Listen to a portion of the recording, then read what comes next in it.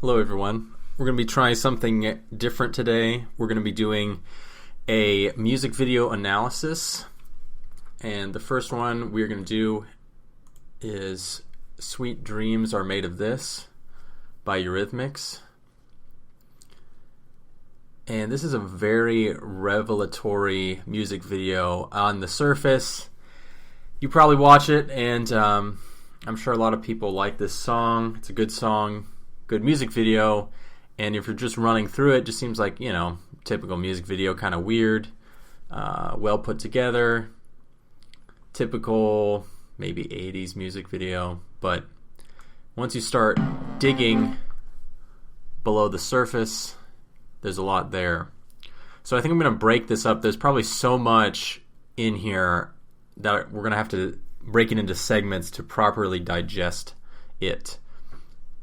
I think we're going to do the video first and possibly different sections after that, and I will be listing probably timestamps throughout here.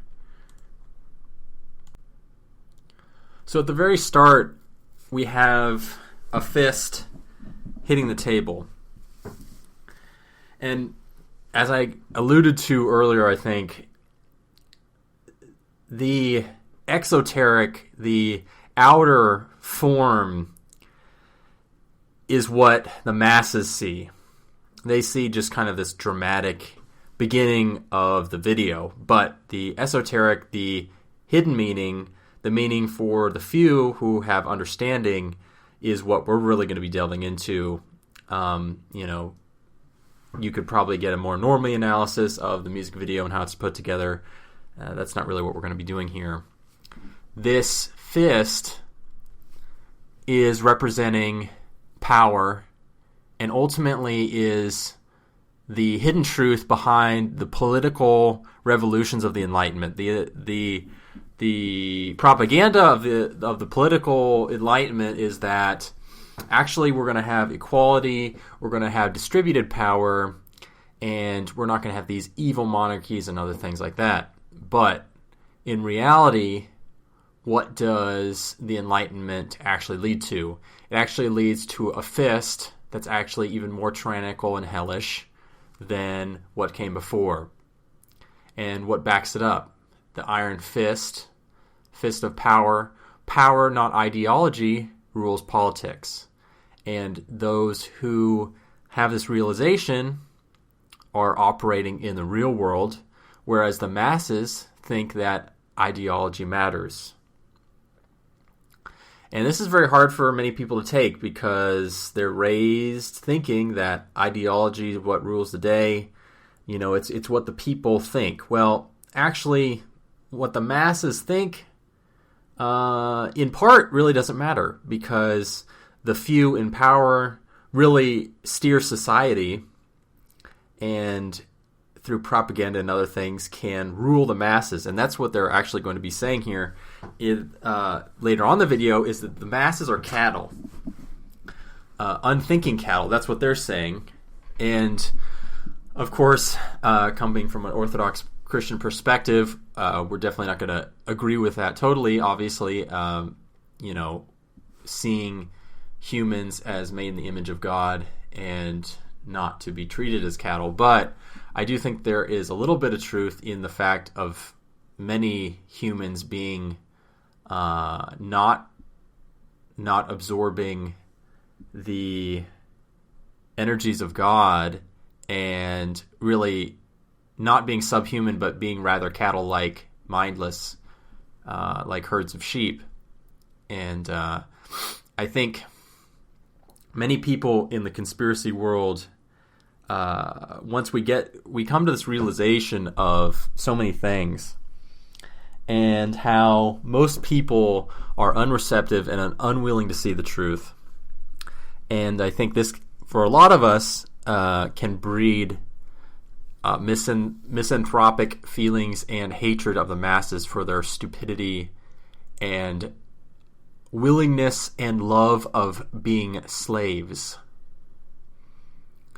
And I think that's one of the big things of the Enlightenment, is thinking that, well, we can just enlighten humanity And, we can give them this fire of knowledge, of democracy, egalitarianism, what have you, and they're just going to all accept it, and, we're just going to have this very ideal society where, in reality, and I think the people that are pushing the Enlightenment knew this, it's actually just going to lead to outcomes that are even worse than what you had before.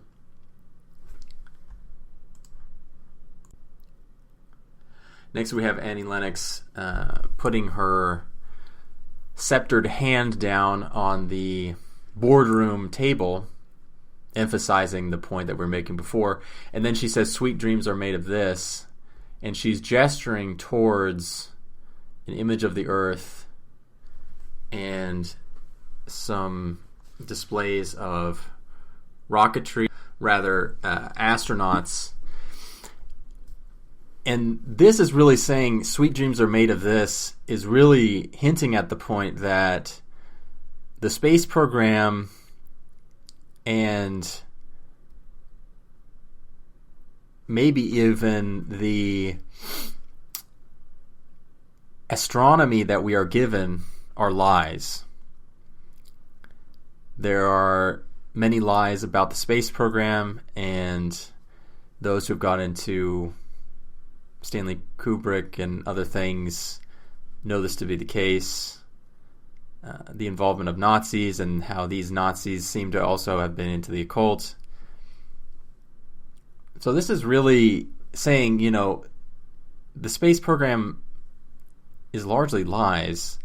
Maybe even the whole astronomical conception of the universe is lies. And if really, let's leave aside the arguments about astronomy. If you're coming from biblical perspective, does it make more sense that the earth is merely this random object in this huge, universe and really has no place or purpose? Or from a biblical perspective, would the earth be the center of the universe? And I think the answer is obvious. The earth would be the center of the universe because it holds the crown jewel of God's creation, the human race. So there's very interesting theological implications of thinking of astronomy through a biblical mindset. Now, it's going to be very radical for people, and I know a lot of people are not ready for that. You don't have to accept that. It's just something to think about. Another point I'm going to make here is I think this whole song is sung, I believe, as if from the perspective of the devil, and Annie Lennox sings, "Who am I to disagree?" Of course, the devil is not going to disagree with his own lies.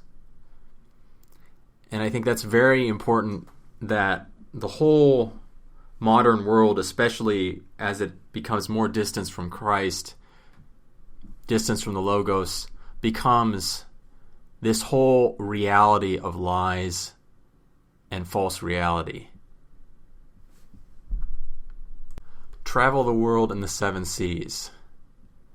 This seems to possibly harken back to the devil traveling back and forth across the earth, maybe hinting at Job, possibly. But the devil is going back and forth across the earth, traveling over the earth, the prince of this world.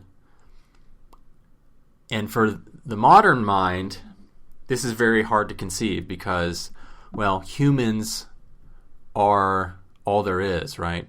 But from an ancient perspective, a spiritual perspective, there are spiritual beings that rule over human beings and always are ruling over human beings.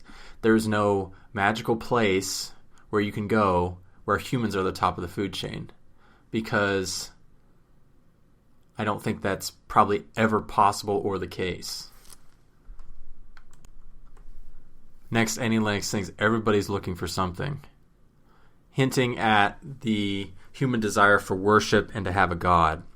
So this is really one of the really major insights of this video is that the entirety of the Enlightenment is a lie. And I think two major lies of the Enlightenment are the political lie of equality and the spiritual lie of atheism. And that can be summed up in the slogan, "No gods and no masters."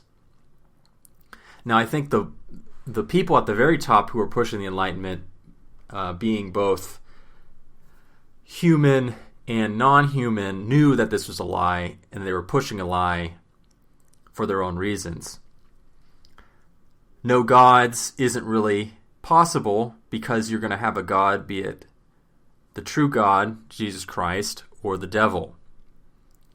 No masters is very hard to attain due to the natural human tendency of power to concentrate in a small group, ultimately in one person. And by shrouding these truths, they actually made the reality worse. By saying no gods, you're actually allowing the devil to take power, and by saying no masters, you're actually enabling even worse masters to take power. And in this hellish Enlightenment landscape, the people are unaware of their true masters. They are unaware that the devil exists. They are also unaware of the true masters their political masters are. And ultimately, these masters, as high up as we can tell, are the central bankers, and even above that, the banking families who have ruled the modern world. Rothschilds, Rockefellers, etc. Now, there may be people above these levels, maybe in secret societies or other things, we don't know. It's obviously very hard to get information above that level, and even researching about the Rothschilds is quite difficult. And I think that really hints at the truth of how much power they have. I had a professor, and he told the class he worked in Europe for banking, and he told the class this statement that you don't know who the richest people in the world are, because from my understanding, he was looking at the accounts of these people, families, I would imagine, and they were obviously higher than the values of what you see when you type into Google who the richest people in the world are. So there's wealthy people, wealthier than what you see, quite much more wealthy, ruling the world, and you don't even know who they are. That is one of the horrible fruits of the Enlightenment. Next in the video, Annie Lennox sings "Some of Them Want to Use You" as she points at her partner, her male partner, who sits at the computer typing away, the technocrat, the ruler of humanity in the modern age. Some of them want to abuse you, hinting that really these elites are evil. They want to abuse you. They are not good people. Contrary to the propaganda that says, well, your elected leaders and the state, they really have your good interest in mind. And they're really just looking out for your best interest, and, well, you're just the same as the state, and the state is us. Well, this is clearly showing another lie of the Enlightenment, showing that the state and the people, the elite and the people, are not the same thing. They are distinct. You have the slave-owning class, the elite, and the slaves, the masses. And she's actually hinting at saying they want to be abused. And this is what I was talking about earlier, saying that, hinting at the fact that many people want to be slaves. And this is one of the depressing realizations once you start having realizations about the world and politics and life and getting this to this deeper understanding. And I think a lot of people who have that experience have the weird experience as well of having some sympathy for the elite because you have this hatred for the masses. I'm not saying that this is what I think is good or where I'm at now, but I think it's an experience that many people go through these revelations that, these people want to be slaves and you hate them for it, and maybe the elite are good for enslaving them and oppressing them. So we see pictures of the teeming masses, the controlled masses who are not really in control. They think they're in control because they have the right to vote. Of course, every single vote is worthless and pointless because a single vote makes no difference at all. And only at the very smallest of levels does a single vote matter, maybe at a town hall or something like that. And even then, it has to be a tiebreaker. And democracy is really this thing that is complete delusion. It's loved by bankers, and it's this idiotic fetish of the left and others. And there's a reason why this elite, these bankers, love democracy, because it's built on lies, and it creates a market where they can buy what they want. They can buy the politicians, and they own the politicians. So the masses of the modern age are slaves. They live in a false reality. They are controlled through propaganda, through scientific methods, through drugs, through all kinds of things produced by science, lies, what have you. And that's a whole rabbit trail of its own. Now, this element of the co-member of Eurythmics typing on the keyboard is symbolic of technocracy, the rule of experts. We have this scientific class that is ruling over the masses. And this is what they're hammering home. And this music video is quite amazing that it's so revelatory that we're really seeing this technocracy come out now. And this movie came out, or the music video came out probably in the 80s sometime, I think. And they're giving out these revelations. Of course, most people do not have the eyes to see this. So we have the technocracy, and technocracy is, in some circles talked about a lot.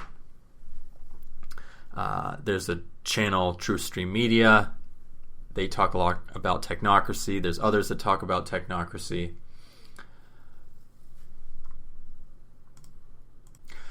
Another thing you're going to see a lot of in this music video is the eyes. And this is indicating states of humanity.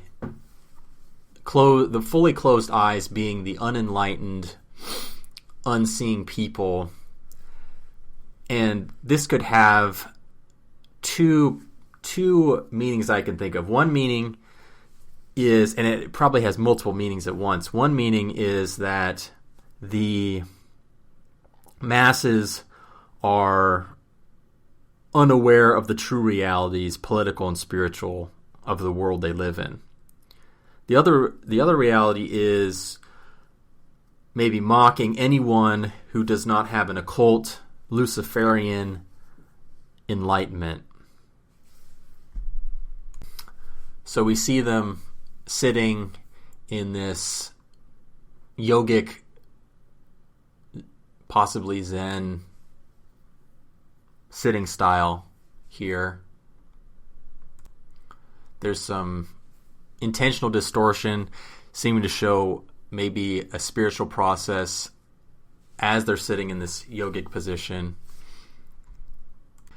Now Annie Lennox in the next scene sings again, "Sweet dreams are made of this, who am I to disagree?"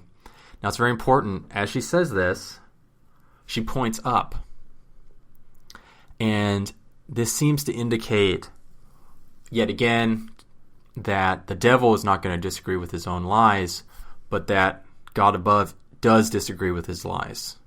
And that is why Annie Lennox is pointing up. Next, we see a picture of the globe depicting control. We have the keyboard, symbolic of technocracy. Then we see on the video screen our first zoom in on an eye, symbolic of the Aeon of Horus, hearkening to Aleister Crowley and his occult teachings. This Eye of Horus is often depicted in Hollywood, in music videos. It's all over the place. Notice now Annie Lennox now has a dot on her forehead where she did not before, hearkening to Hinduism, New Age, and could be symbolic of going through the spiritual process where she is now being possessed by evil spirit or spirits. This could also indicate a spiritual progression, possibly going through the different chakras, but from a Christian perspective, going through stages of spiritual possession, demonic possession. Next, it transitions into a sight as if the sight of a sniper rifle. And this seems to be hearkening or indicating the JFK assassination. And one of the reasons is Annie Lennox is doing this salute. And if you go online, you can see at the funeral of JFK, there's a famous picture where I believe it's JFK's son is saluting the casket. It's one of his children. I believe it's his son.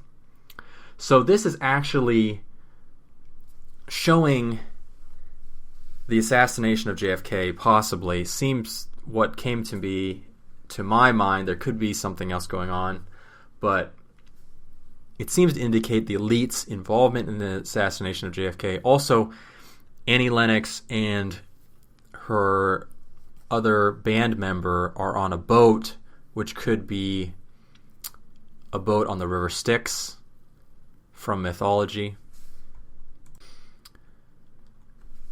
Next, we have another zoom in on the one eye, Eye of Horus,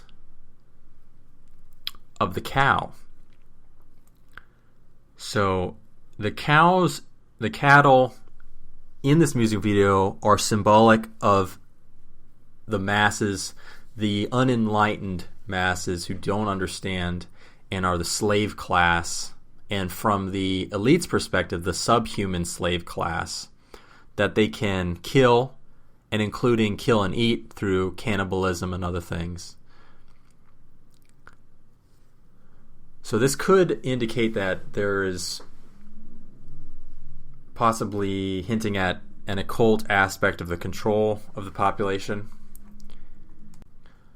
Eyes being opened, showing the enlightenment from the light of Lucifer.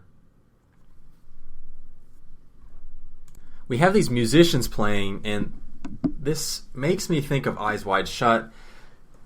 There are wearing carnival masks, which also makes you think of Eyes Wide Shut. Now, the pianist in Eyes Wide Shut was blindfolded and wasn't able to see what was going on. So this could be hinting at the sex magic, sex rituals, cannibalism, ritual sacrifice of Eyes Wide Shut. Also, they are playing the music for the cattle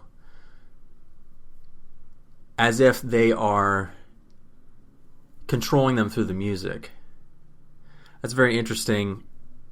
A whole rabbit trail of controlling the population through culture, through music, and possibly even the spiritual implications of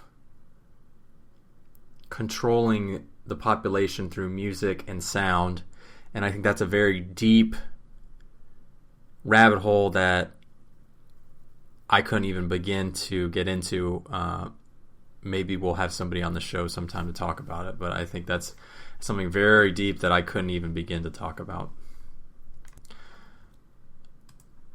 We then see this very interesting display of Annie Lennox and her band member Dave Stewart. Now they're laying down on this boardroom table, male and female, and this seems to possibly show, in a symbolic way, male and female, which has been depicted at times through triangles, an upward triangle, pyramid triangle indicating a male, and the opposite indicating a female, and these two coming together, forming, in this sense, an unformed, not completely formed Seal of Solomon or Star of David. Now, once you start getting into the deeper occult aspects of the Seal of Solomon, you know it has a lot of, many known as the Star of David, that it has many meanings for the occult, and Jay Dyer has said that it's also a human sacrifice symbol, and it has ties to Saturn, occultism, other things like that. So they're actually, I think what they're actually doing by their bodies on the boardroom table are recreating a Seal of Solomon, not fully put together. It could also be a satanic blending of male and female into androgyny, destroying and subverting God's creation and order, and also maybe an homage to maybe even the devil himself in his androgyny, presenting himself at times as male or female, but ultimately being androgynous. Notice a cow is walking through the boardroom, and they lay still, undisturbed, undiscovered, on the boardroom table. This is showing that even if the masses are close to the elite, they don't understand what's going on. So this also could show that there are certain individuals of the masses that have some understanding of what's going on with the elite. They look into things like, say, maybe the church committee or other things, investigations, but they never get to the heart of the issue. They never have a true understanding. They never come to the realization of who really runs things, be they the human rulers and leaders, the real human rulers and leaders, or the real spiritual leaders who are truly at the top of the pyramid. We have this underscored again. We have this cow very close to Dave Stewart as he's typing, performing his technocratic control, and there's a cow right on top of him chewing. So it shows that certain humans may be right on top of the truth, or the truth is right in their face, or they may have gotten very close to the truth through research, but they still are unable to cause any real problems for the elite or to come to a realization of the truth. So another element of this video is really a mocking of the masses, a mocking of the unenlightened masses, making fun of them and mocking them and showing their disdain for the masses that they rule. And again, we see this symbolic on Horus with the open cow eye right next to Dave Stewart with the sunglasses on. And they emphasize that again by showing another shot of the cow eye, an opening of Annie Lennox's eyes showing enlightenment, this Luciferian enlightenment. Now at the next part of the video, we're really taking the mask off and really revealing the true nature of the modern world. We have Annie Lennox putting her fist down on the desk, the iron fist of power that the spiritual elite and the human elite wield over the masses of human cattle. And also what is largely enabling this. Dave Stewart at the video screen and typewriter, possibly a computer, typing away, the technocracy ruling over the human cattle, the human masses. Annie Lennox, yet again singing the chorus, looks up into the corner, seeming to indicate that she is not talking about somebody necessarily being depicted, but is talking about somebody off screen. And I do believe that she is indicating that she's talking about the devil, and is the devil who's actually singing, in a sense, singing this song, and that's the voice who is being portrayed through this whole song. Also notice her hair is red, which could be symbolic of the Red Woman of Revelation. It could also be showing her true state of demonic possession. And if you ever watch Annie Lennox, she often looks like a demon-possessed person. Annie Lennox is then showed with her arms outstretched, looking into the sky, further underscoring my point that this whole song is sung by the devil from the perspective of the devil, and that's the devil is really one of the major features of this song, the esoteric features of the song. Annie Lennox and Dave Stewart are shown walking through the field, walking through the cows, walking through the masses of slave cattle who they view as subhuman, and they pose them no threat. They are mindless cattle, slaves of no threat to them, and are to be used by them and even eaten by them if they so choose. So Annie Lennox and Dave Stewart are really representing the spiritual and human elite and their views of humanity. Again, we see this depiction of them on the boat, which seems to be symbolic of maybe the river Styx, and also Annie Lennox doing the salute, which I think is hearkening to JFK's son saluting his casket. Yet again, an open eye showing the enlightenment of Lucifer, like the light brought by Prometheus.